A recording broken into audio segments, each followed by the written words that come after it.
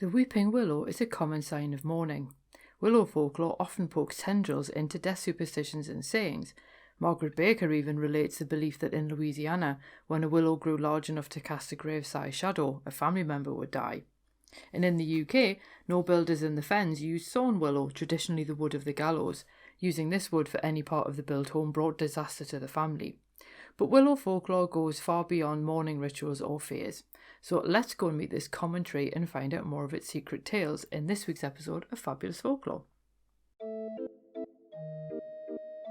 Hello there and welcome to Fabulous Folklore, the podcast for all things folklore, occult and just a bit weird. I'm your host, Icy Sedgwick, blogger, fantasy author and your guide into these rather mysterious realms.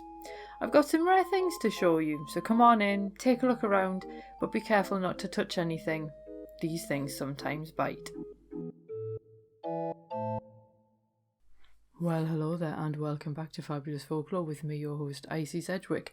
We are continuing with what has become the Folklore of Deciduous Trees month this month, and we are going to be having a look this week at the willow tree. And as you can tell by the introduction, there are a couple of death sayings involving the willow, but there are also quite a lot of associations with it around heartbreak and so on like that as well. So we are going to be diving into its legends, its links with magic, its links with religion, and some of its folklore and superstitions as well. So let's get cracking. Now, first of all, we're going to have a look at the willow tree and religion. And Margaret Baker notes that people hung crosses of willow around the house on Palm Sunday. Homeowners would keep the crosses until the following year to protect the house. And if you actually kept the crosses green in water, this helped them to act as thunder charms, or could also protect against mining disasters if you lived in a mining community. It was usually considered unlucky to cut willow wood, but it was safe to do so on Palm Sunday, and people would take the wood to the church to be blessed, which then helped it guard against thunder, lightning and disease. Now, according to Baker, the willow actually droops as punishment for its use as Christ's scourge, and many people believe that the willow weeps due to a line in Psalm 137. By the rivers of Babylon we sat down and wept when we remembered Zion.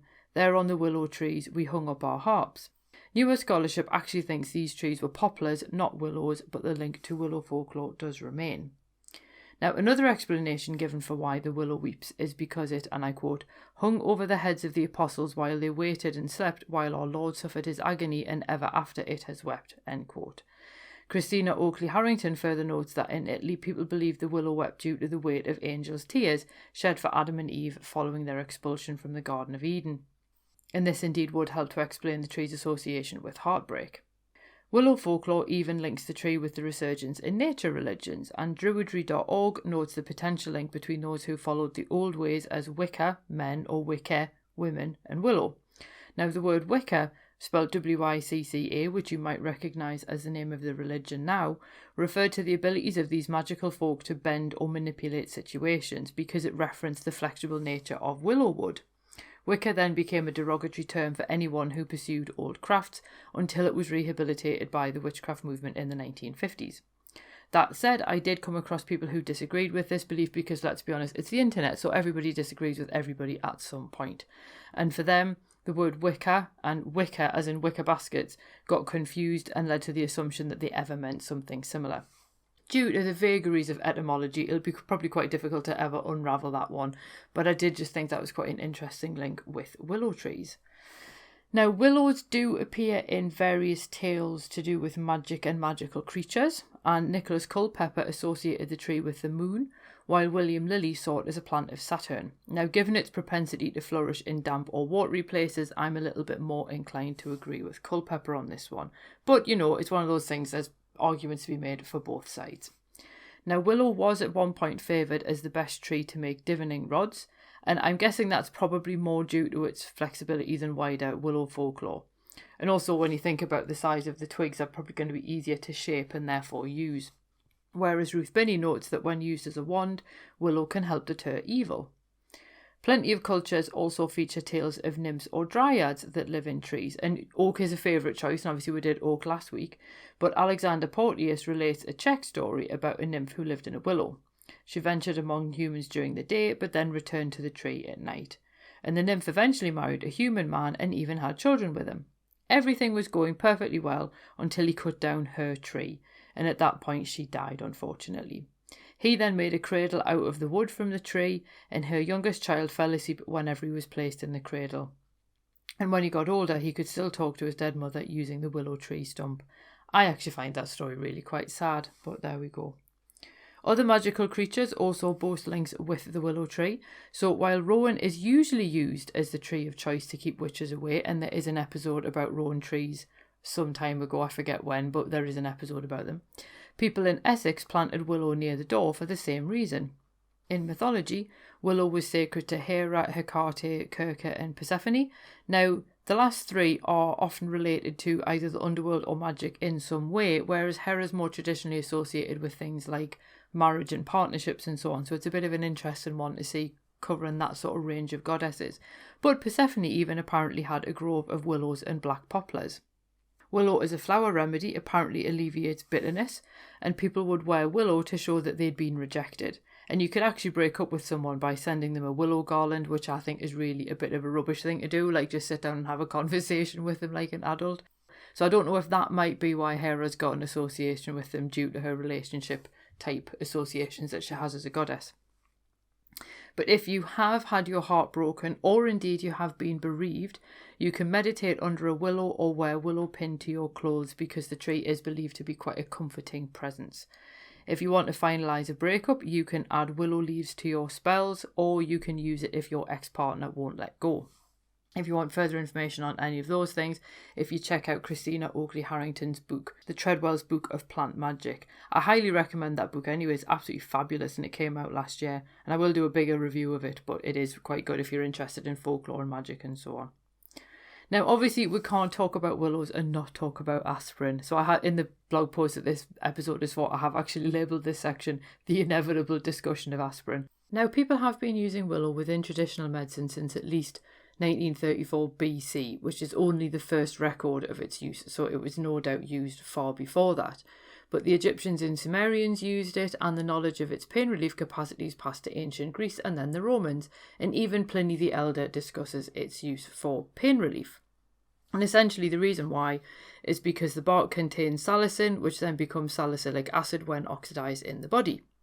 Now, the way that we ended up kind of coming to it as more of a modern product is that the Oxford clergyman Edward Stone experimented with willow to reduce fever in the 18th century, and he eventually wrote to the president of the Royal Society in 1763 to describe his success in treating fever in his patients. According to him, just 1 gram of powdered willow bark and 3.5 mils of water taken every 4 hours would get results. Now, while yes, that is indeed what he discovered, the way that he discovered the link isn't necessarily what we would recognise today as the way that you decide to run clinical trials, because he used the doctrine of signatures. And we've talked about the doctrine of signatures before, but just in case you haven't heard those episodes, it's essentially a practice that follows the belief that the shape or growing conditions of a plant give clues as to its use. And it takes its name from the fact that people believed God left his signature in the plant so humans would know what it was actually for.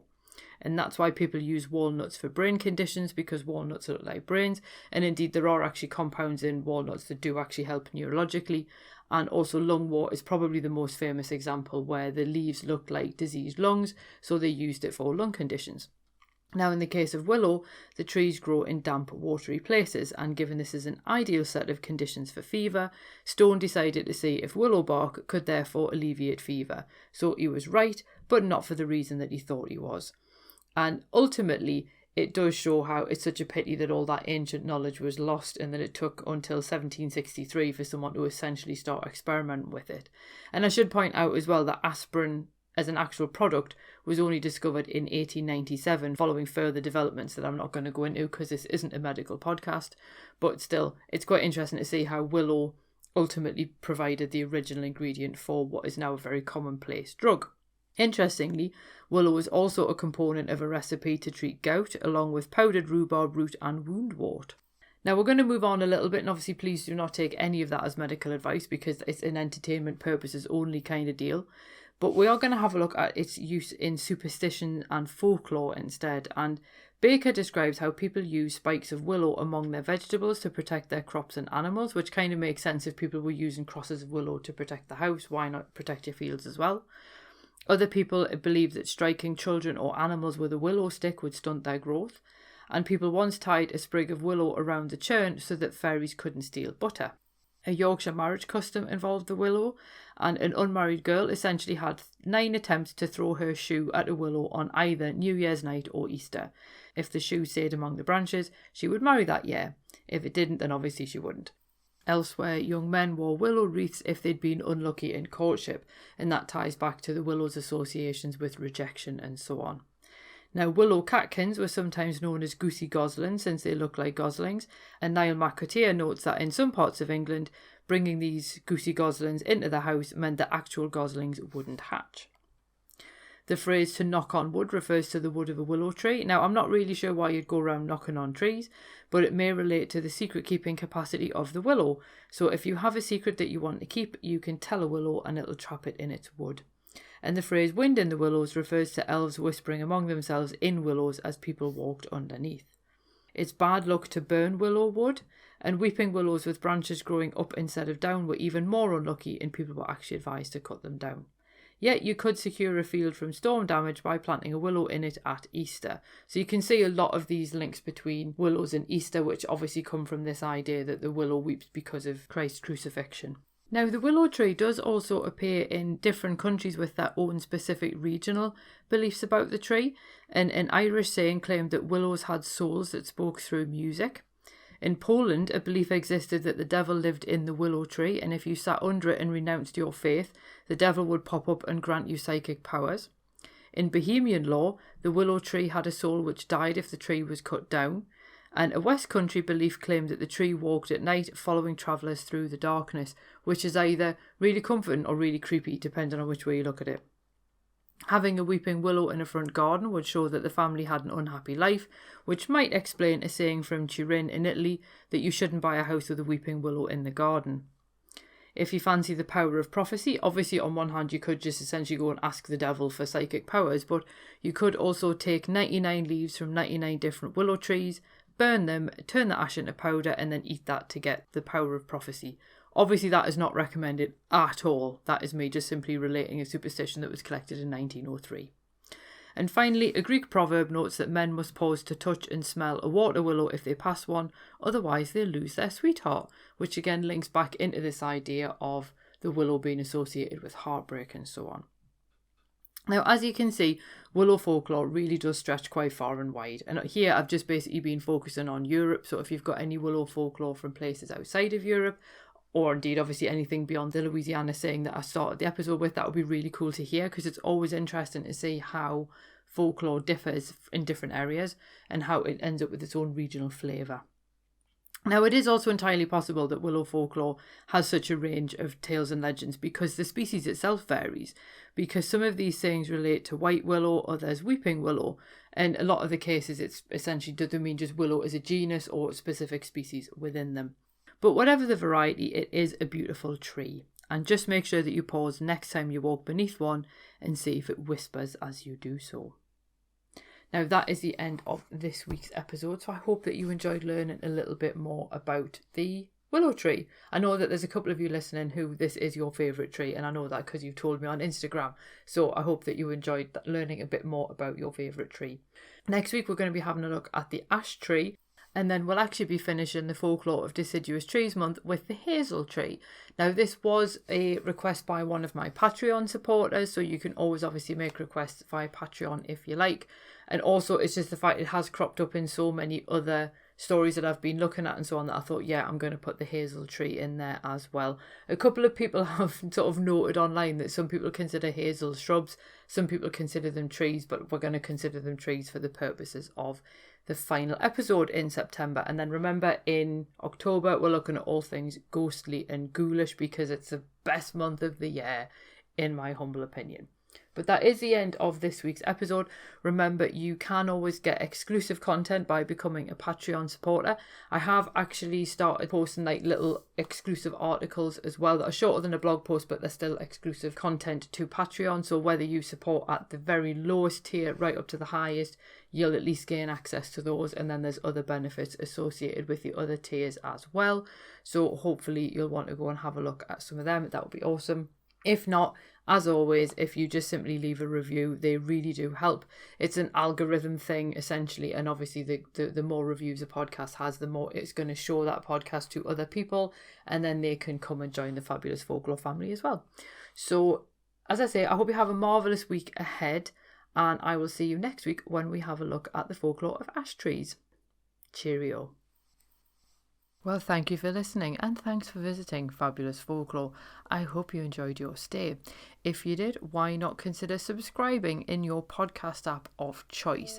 If you enjoy the show, why not leave me a review and help other listeners to find it as well? And if you'd like bonus exclusive episodes of the podcast, then why not support me on Patreon? It does help me to keep the show going, and it means that you get a little bit extra every month as well.